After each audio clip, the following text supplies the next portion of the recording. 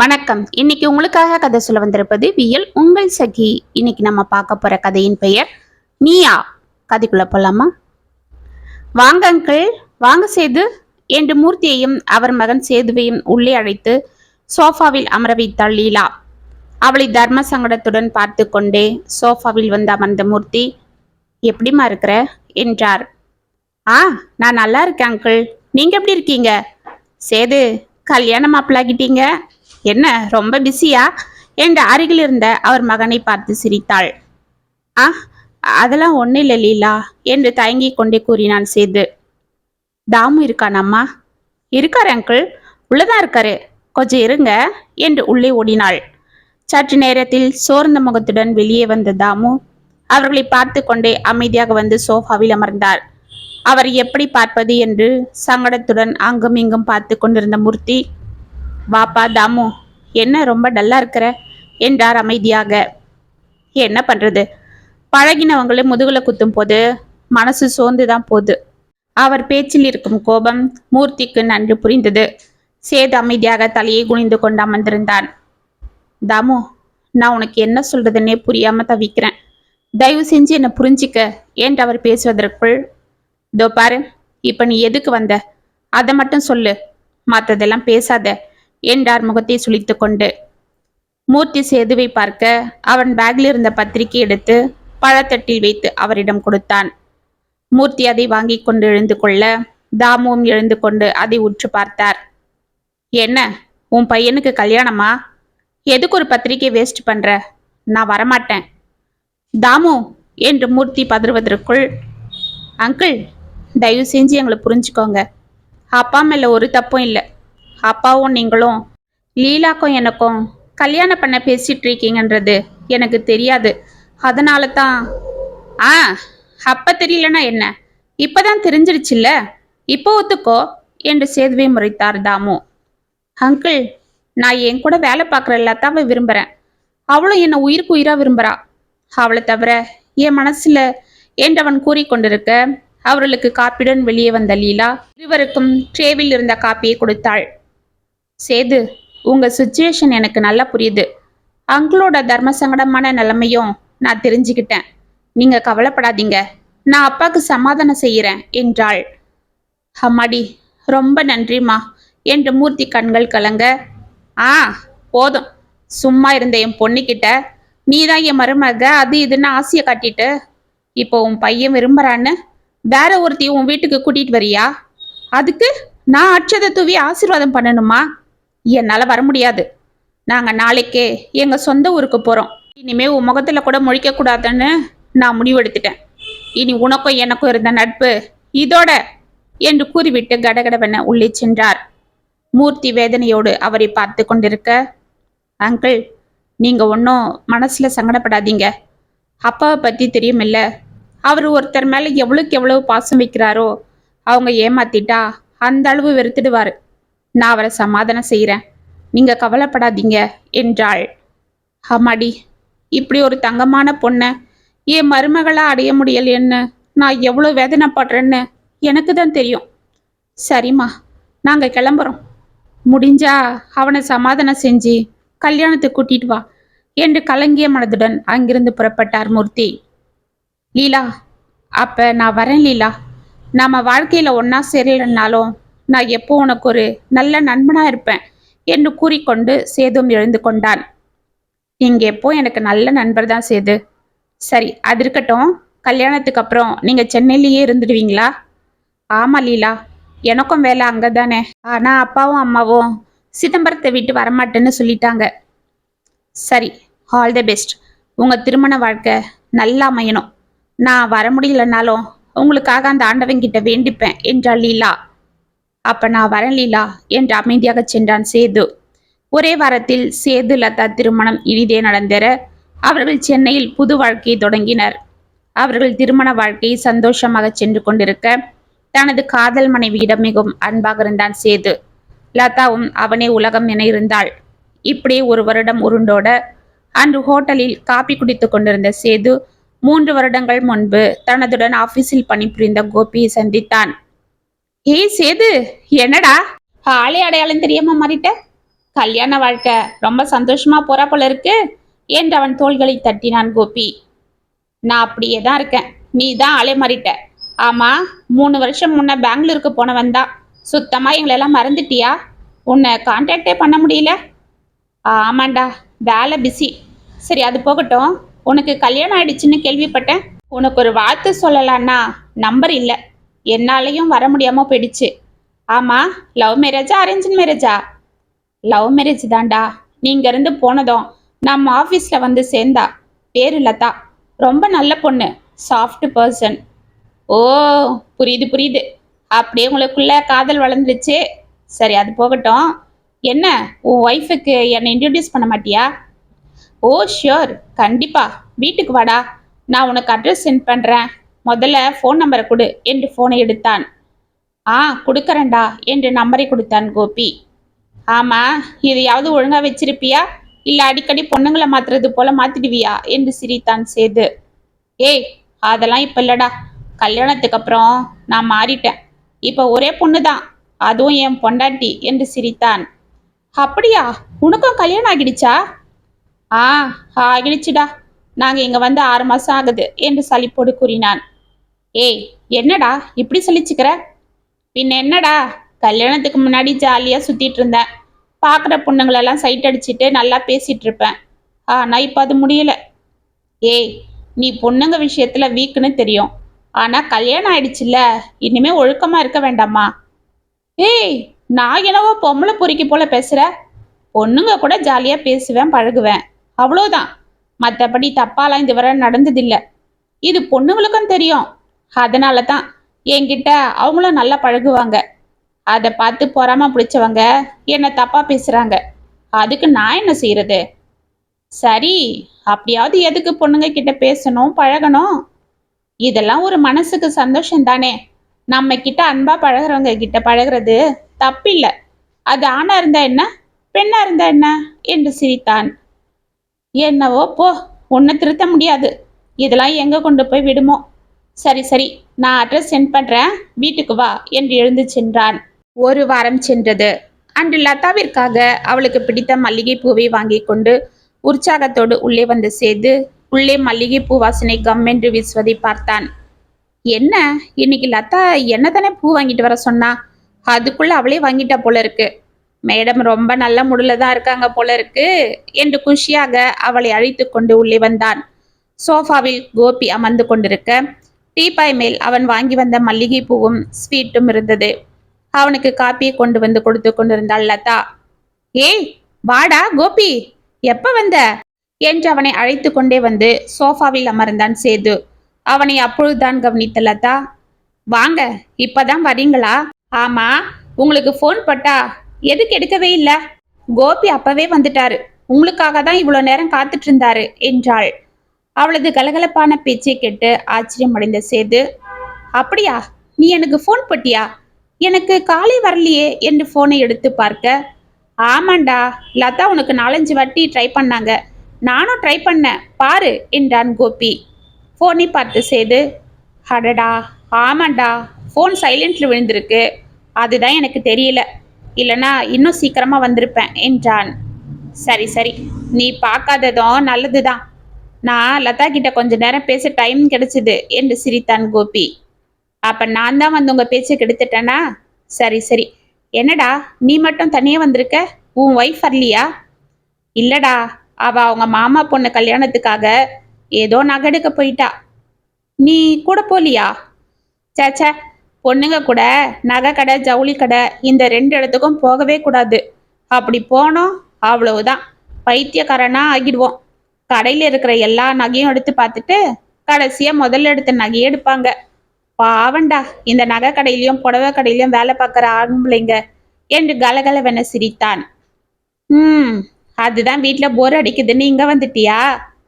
ஆமாண்டா, வீட்டில் செல் எடுத்து பார்த்துட்டு இருந்தேன். அப்போ உன் நம்பரு கண்ணில் பட்டுது, உடனே கிளம்பிட்டேன். இங்க வந்து பார்த்தா நீ ஆளை காணோம். ஃபோன் பண்ணாலும் எடுக்கல. உன் ஒய்ஃப் முதல்ல பயந்துட்டாங்க. அப்புறம் நான் பேச பேச கலகலன்னு என்கிட்ட பேச ஆரம்பிச்சிட்டாங்க என்று காப்பி குடித்து விட்டு லதாவை வெகுவாக பாராட்டினான். லதாவும் சிரித்து கொண்டே உள்ளே சென்றாள். ஆ சேது, நீ அடுத்த ஞாயிற்றுக்கிழமை எங்கள் வீட்டுக்கு வர.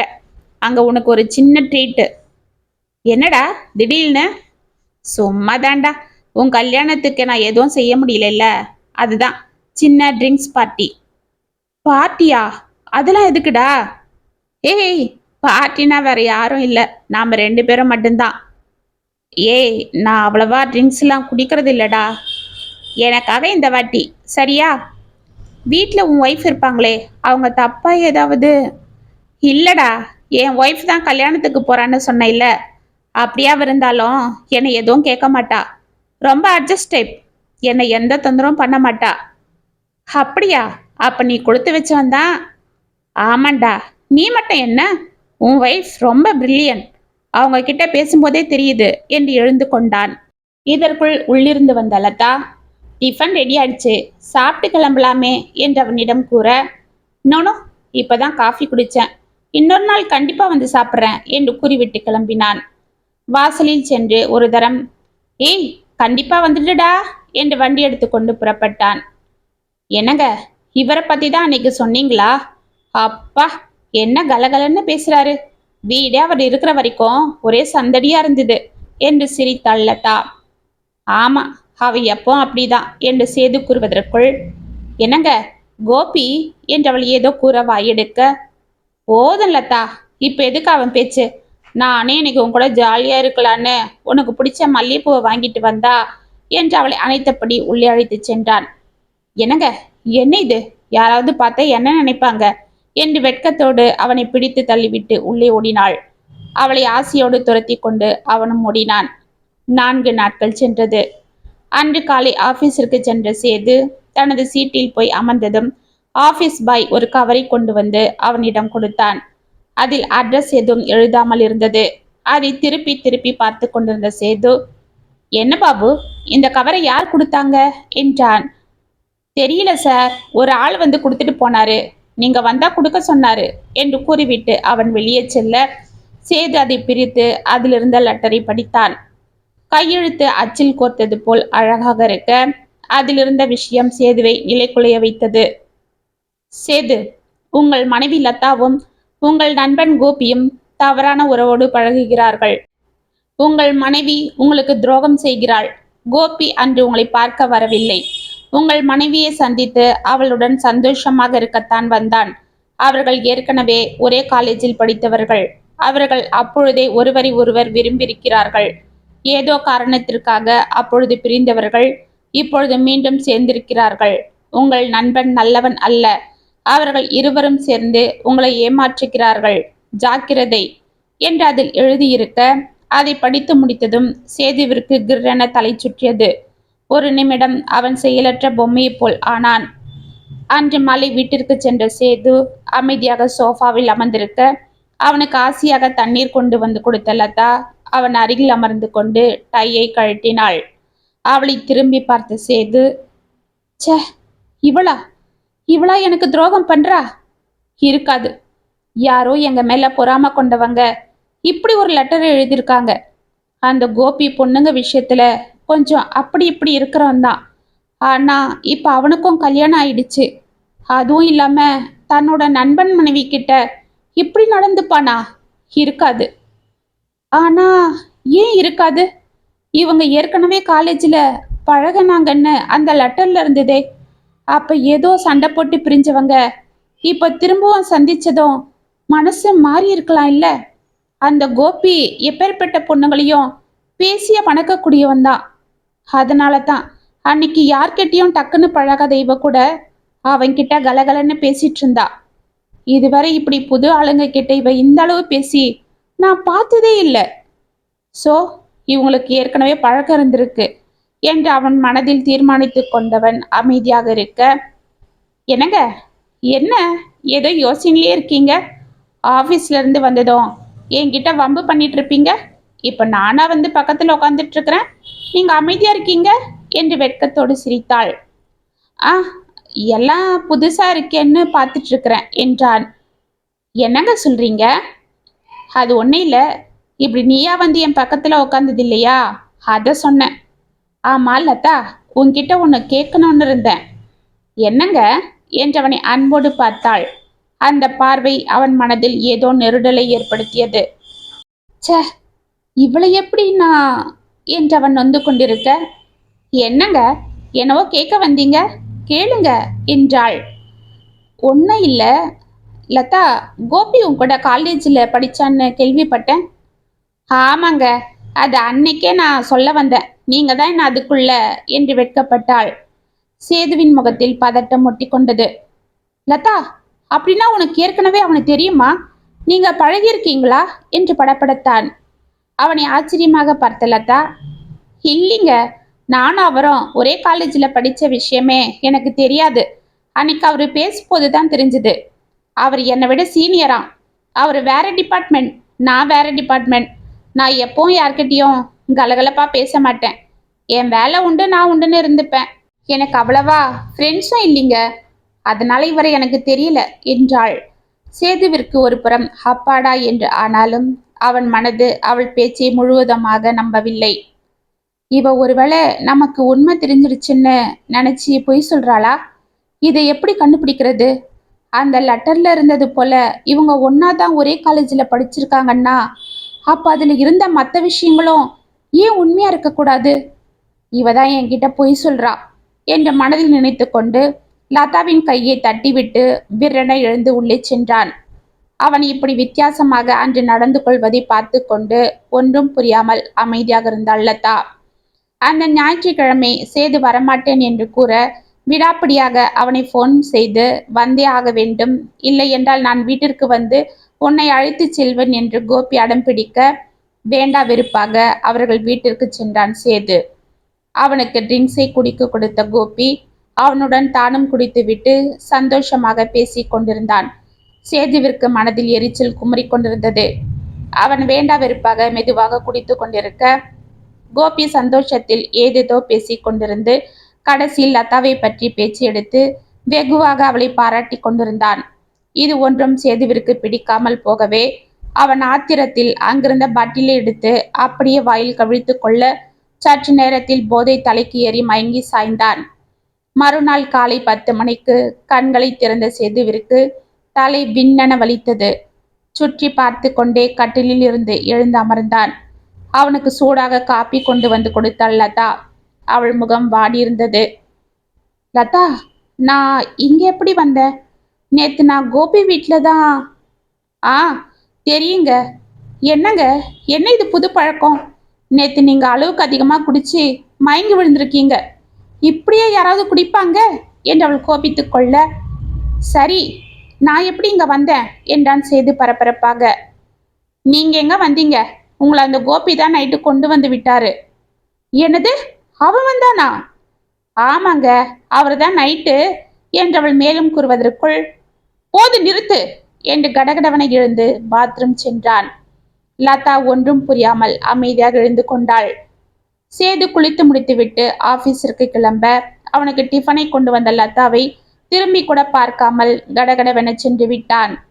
ஆபீஸின் உள்ளே நுழைந்த சேதுவிற்கு தலைவலி ஒரு பக்கம் மண்டையை பிளக்க கோபி நேற்று இரவு வீட்டிற்கு வந்தது அவன் இதயத்தை பிளந்து கொண்டிருந்தது. அதற்கு ஏற்றாற்போல் அன்றும் பாபு அந்த மர்ம மனிதன் லெட்டரை கொண்டு வந்து கொடுத்துவிட்டு போக அதை அவசரமாக பிரித்து படித்தான். சேது, நேற்று வேண்டுமென்றே உங்களை குடிக்க வைத்து மயங்க செய்த கோபி உங்களை இரவு வீட்டில் இறக்கி விட்டுவிட்டு உங்கள் மனைவியுடன் விடியும் வரை உல்லாசமாக இருந்தான் என்பதை படித்த சேது, நோ நோ என்று அந்த லெட்டரை வீசி எறிந்துவிட்டு டேபிளில் இருந்த ஃபைலை தூக்கி எறிந்தான். சத்தம் கேட்டு பாபு உள்ளே வர, சார், என்ன சார், என்ன ஆச்சு என்று பதறிக்கொண்டு சேதுவை பார்த்தான். ஒன்றும் இல்லை பாபு, ஃபைலு கை தவறி கீழ் விழுந்துடுச்சு, அதை பிடிக்க போன, அதுதான் என்று சமாளித்தான். அவனை ஒன்றும் புரியாமல் பார்த்து கொண்டே சென்று ஃபைலை எடுத்து சீராக அடுக்கி டேபிளில் வைத்துவிட்டு வெளியே சென்றான் பாபு. சேது கடகடவென அந்த லெட்டரை தேடி எடுத்து மீண்டும் அதை படிக்க ஆரம்பித்தான். சேது, உங்கள் மனைவியும் அந்த கோபியும் ஒன்றாய் சேர்ந்து வாழ திட்டம் போட்டிருக்கின்றனர். அதற்காக உங்களை கொலை செய்ய அவர்கள் திட்டம் செய்திருக்கின்றனர். உஷார் என்று எழுதியிருக்க சேது அதிர்ந்து சேரில் அமர்ந்தான்.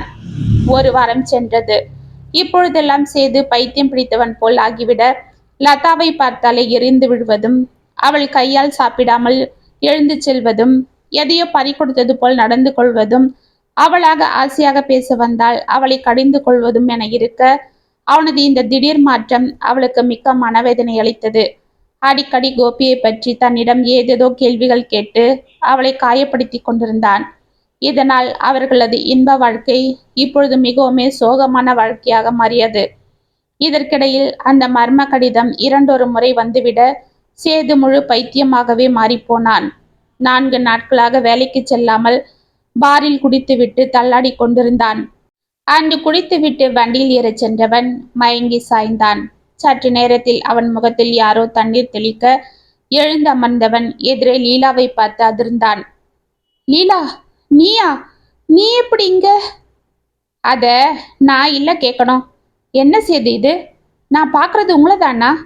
நீங்க உங்க காதல் மனைவி கூட சந்தோஷமான ஒரு வாழ்க்கையை வாழ்ந்துட்டு இருப்பீங்கன்னு நினைச்சேன். ஆனா இப்படி ரோட்ல விழுந்திருக்கன்னு பாக்குறியா? எல்லாம் என் காதல் மனைவியால தான். அவ நல்லவ இல்ல, அவ ஒரு மோசக்காரி என்று எழுந்து கொண்ட சேது வண்டி எடுக்க சென்றான். அவனை ஒன்றும் புரியாமல் பார்த்த லீலா, சேது, முதல்ல என் கூட கார்ல இருங்க. நீங்க இப்ப இருக்கிற நிலைமைக்கு தனியா வண்டியை ஓட்டிட்டு போக வேண்டாம். ஏன்? போனா என்ன? எங்கேயாவது போய் மோதி பண்ண பயப்படுறியா லீலா? சேது, ஏன் இப்படி பேசுறீங்க? என்னை எதுவும் கேட்காத லீலா என்று கதறினான் சேது. அவன் நிலைமை அறிந்த லீலா வண்டியை அங்கே ஓரமாக நிறுத்திவிட்டு அங்கிருந்த கடைக்காரரிடம் கூறிவிட்டு சேதுவை அழைத்து கொண்டு காரில் புறப்பட்டாள்.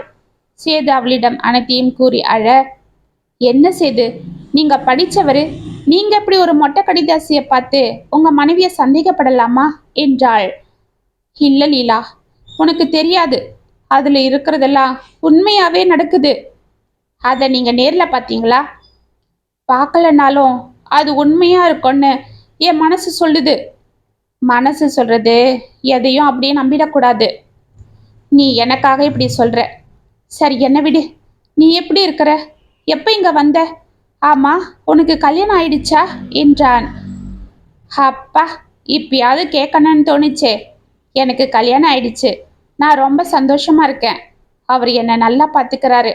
இங்கதான் KK நகர்ல இருக்கோம். அப்படியா? அந்த பாவியும் அங்கதான் இருக்கான். சரி, அவன் பேச்சு எதுக்கு? இதுதான் என் வீடு என்று கையை காட்டினான். வண்டியை நிறுத்திய லீலா அவனுடன் உள்ளே செல்ல லதாவை பார்த்து அவளிடம் அன்போடும் ஆதரவாகவும் பேசிவிட்டு கிளம்பினாள். அவளது ஆதரவான பேச்சை கேட்டு லதாவிற்கு அவள் பேரில் மரியாதை ஏற்பட்டது. அவளை பற்றி சேதுவிடம் அவள் பெருமையாக பேச, ஆமா, அவ ரொம்ப நல்லவதான், நல்ல ஒழுக்கமானவளும் கூட. எங்க அப்பா சொன்னது போல நான் அவளையே கல்யாணம் பண்ணியிருந்தா இந்நேரம் என் வாழ்க்கையும் ரொம்ப நிம்மதியா இருந்திருக்கும். இப்படி ஒழுக்கம் கெட்ட உன்னோட நான் அவதிப்பட்டிருக்க மாட்டேன் என்று கூறிக்கொண்டு தனது அறைக்கு சென்றான். இதை கேட்டு லதா ஆடி போக, என்னங்க, என்ன சொல்றீங்க?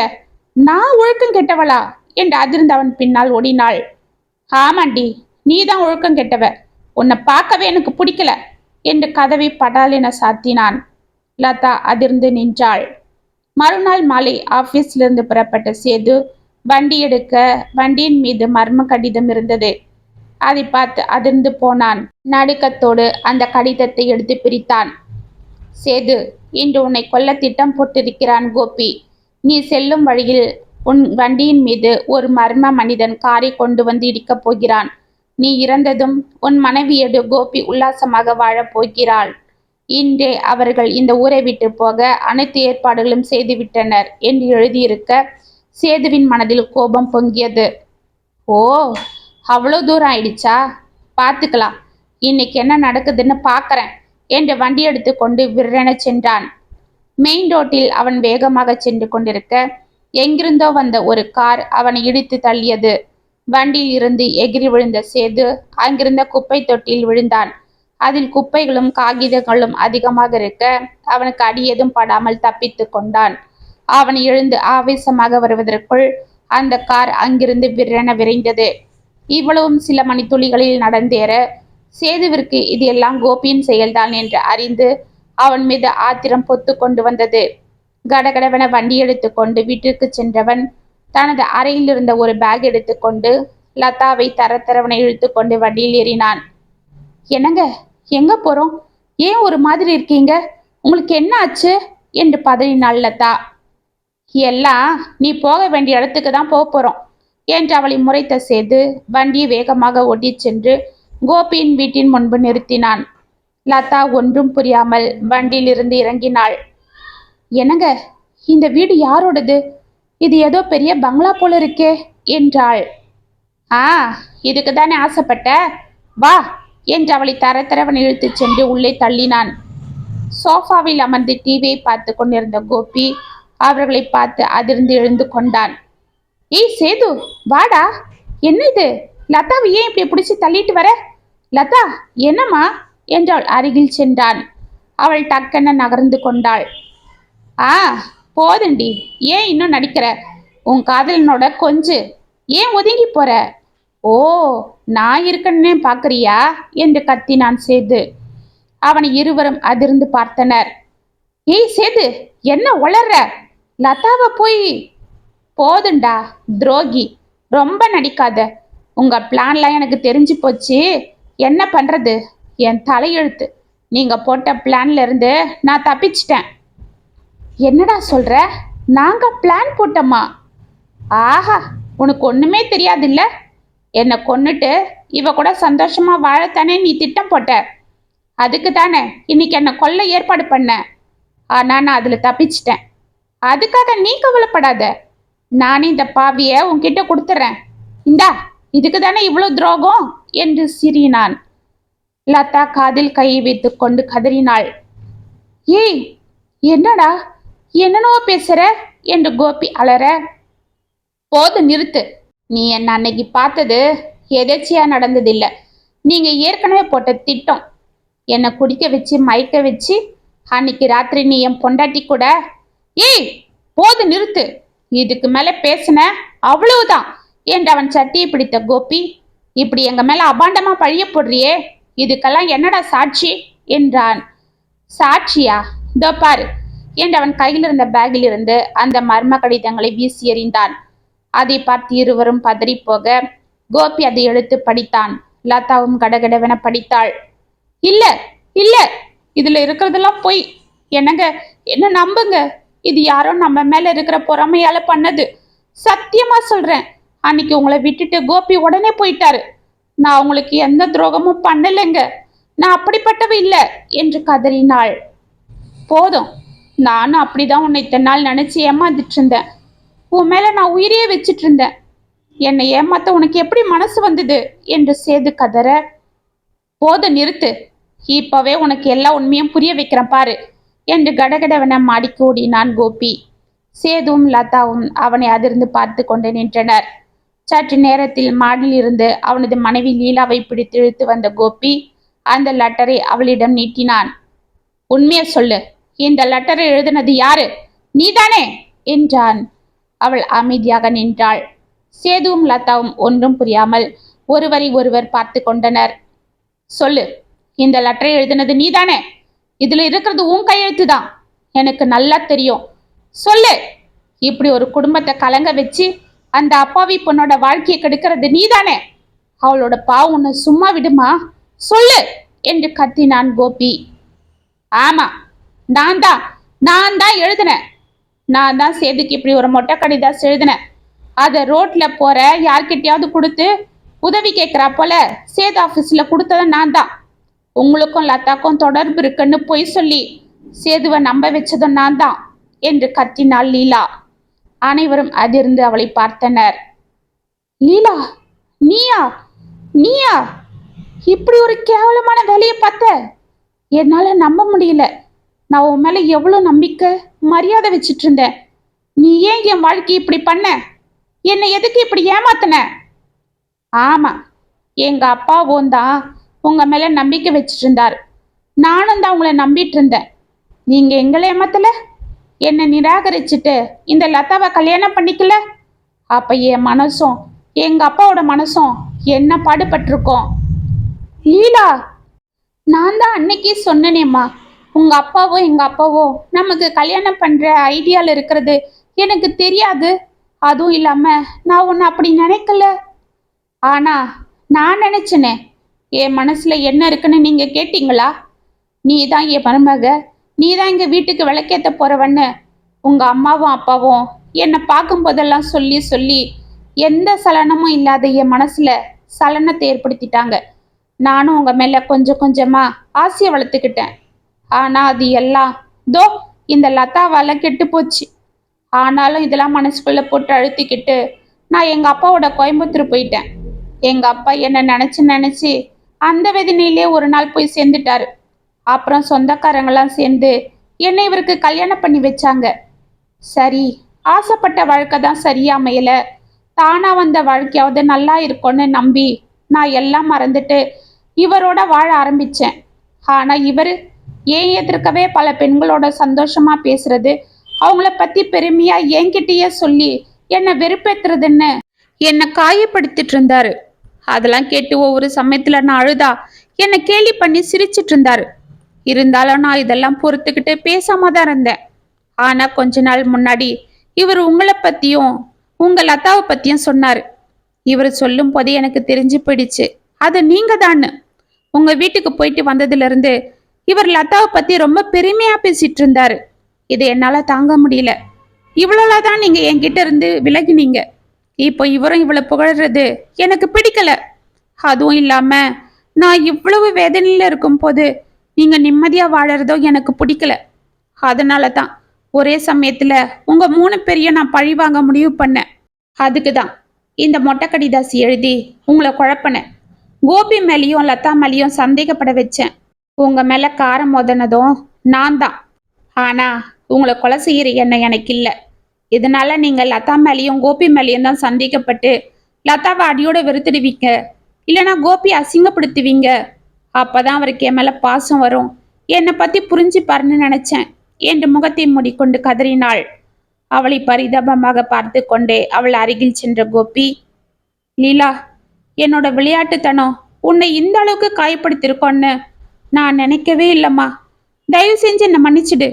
நான் மற்ற பொண்ணுங்களை பத்தி சொல்லும் போதெல்லாம் நீ சாதாரணமாக தான் எடுத்துக்கிற, சிரிக்கிறன்னு நான் நினச்சிட்டேன். நீ அழறது கூட ஏதோ விளையாட்டுக்கு தான் அப்படி பண்றேன்னு முட்டாள்தனமா நினைச்சிட்டாமா. ஆனா நீ மனசுக்குள்ள இவ்வளோ வேதனையில இருந்திருக்கன்றது சத்தியமா எனக்கு தெரியாது. லீலா, நான் பொண்ணுங்க கிட்ட ஜாலியா பேசுறவன் தான், அது ஒரு நட்பு ரீதியில. ஆனா அவங்க கிட்ட நான் தப்பா நடந்துகிட்டதே இல்லை. இதை பார்த்து மற்றவங்கெல்லாம் பொறாமையில என்னை கேட்கும் போது எனக்கு பெருமையா இருக்கும். இதனாலேயே நான் மேற்கொண்டு அவங்க கிட்ட பேசுவேன், அவ்வளோதான். இதெல்லாம் ஒரு நட்பு தான், அதோட நிறுத்திப்பேன். ஆனா நீ அப்படி இல்லம்மா. நீ எனக்கு கிடைச்ச பொக்கிஷம். நான் உன்னை விரும்புறேன். நீ என் மனைவி, என் வாழ்க்கை. இனிமே சத்தியமா உன் மனசு சங்கடப்படுற மாதிரி நான் நடந்துக்க மாட்டேம்மா. என்னை மன்னிச்சுடு என்று அவள் கைகளை பிடித்து கொண்டான். அவனை அதிர்ந்து பார்த்த லீலா, என்னங்க, என்னை மன்னிச்சிடுங்க. நான் தான் உங்களை காயப்படுத்திட்டேன். உங்க மனசை சரியா புரிஞ்சுக்காம அவசரப்பட்டுட்டேன் என்று கதறினாள். பாத்தியாடா, இதுக்கு தான் நான் அப்பவே சொன்னேன், எதுவும் ஒரு அளவோட இருக்கணும்னு. நீ விளையாட்டுத்தனமா பண்ணது இப்படி ஆயிடுச்சு. லீலா, இதோ பாரு, பழசெல்லாம் மறந்துடு. நமக்குள்ள எந்த பகமையும் வேண்டாம். நாம எப்பவும் போல நட்போட பழகுவோம் என்றான் சேது. ஆமா லீலா, உங்களை பார்த்ததுல இருந்து எனக்கும் உங்களை ரொம்ப பிடிச்சி போச்சு. உங்களை இப்போவும் தப்பாவே என்னால நினைக்க முடியல. நீங்க எதையும் மனசுல வச்சுக்காதீங்க. கோபி எனக்கு அண்ணன் போல, நான் அவரை அப்படிதான் நினைக்கிறேன். தெரியும் லதா, தெரியும். நீங்க அன்னைக்கு என்கிட்ட பேசும்போதே நான் கண்டுபிடிச்சிட்டேன். இருந்தாலும் என்னோட அறியாமை என்னை இப்படி ஆக்கிடுச்சு. என்னை மன்னிச்சிடுங்க லதா என்றாள். இதுக்கெல்லாம் நான் தான் காரணம். சரி, போனதெல்லாம் போகட்டும். இனிமே நமக்குள்ள எந்த கசப்பான நினைவுகளும் வேண்டாம். எல்லாம் நல்லதுக்கு தான். இப்படிலாம் நடக்கலைன்னா நானும் கடைசி வரை திருந்திருக்க மாட்டேன். என் மனைவியை புரிஞ்சுக்கிட்டு இருந்திருக்க மாட்டேன். ஆமாம் கோபி, நானும் என் மனைவியை புரிஞ்சுக்கிட்டேன். இனி இந்த உடம்புல உயிர் இருக்கிற வரைக்கும் நான் அவளை சந்தேகப்பட மாட்டேன். லதா, என்னை மன்னிச்சிடுமா என்றான் சேது. இது எல்லாம் நாம ஒருத்தருக்கு ஒருத்தர் சரியா புரிஞ்சிக்காததால வந்தது. எப்பவுமே புருஷனை பொண்டாட்டியும் மனசுல படுறத பட்டுன்னு பேசி பகிர்ந்துக்கணும். ஒருத்தருக்கு ஒருத்தர் நம்பிக்கை வளர்த்துக்கணும். அப்பதான் மற்ற விஷயங்கள் நம்மளை பாதிக்காது. நமக்குள்ள பிரிவையும் ஏற்படுத்தாது. இப்பதான் இது நமக்கு புரிஞ்சுது என்றான் கோபி. கண்டிப்பா என்று சேது கூற, அண்ணா இனிமே நீங்க அன்னிக்கிட்ட பொண்ணுங்களை பத்தி பேசுவீங்க என்று லதா அவனை பார்த்து சிரித்தாள். கடவுளே, என்னம்மா நீ இப்படி கேட்குற? இனிமே மறந்தோம், மற்ற பொண்ணுங்களை பத்தி உங்க அன்னிக்கிட்ட பேசவே மாட்டேன் என்றான் கோபி. அனைவரும் சிரிக்க, அது போல நீங்களும் எதனா மொட்டை கடுதாசி வந்தா நம்புவீங்க என்று சேதுவை பார்த்து சிரித்தாள் லீலா. ஆ, இனிமே யாராவது நேர்லயே வந்து என் மனைவியை பத்தி தப்பா சொன்னாலும் நான் நம்ப மாட்டேன் என்றான் சேது. அப்படி போடு என்று லதாவும் லீலாவும் சிரிக்க அனைவரும் சிரித்து மகிழ்ந்தனர். இத்துடன் நீயா கதை முற்றம். உங்களுக்காக நான் எழுதின இந்த கதை உங்களுக்கு பிடிச்சிருந்தா கமெண்ட்ஸ்ல சொல்லுங்க, லைக் பண்ணுங்க, ஷேர் பண்ணுங்க, மறக்காம சப்ஸ்கிரைப் பண்ணிக்கோங்க. மீண்டும் நாளைக்கு வேற ஒரு சுவாரஸ்யமான கதையோட உங்களை சந்திக்கிறேன். அது வரைக்கும் என்னை பிள்ளைருங்க. இப்படிக்கு வியல் உங்கள் சகி.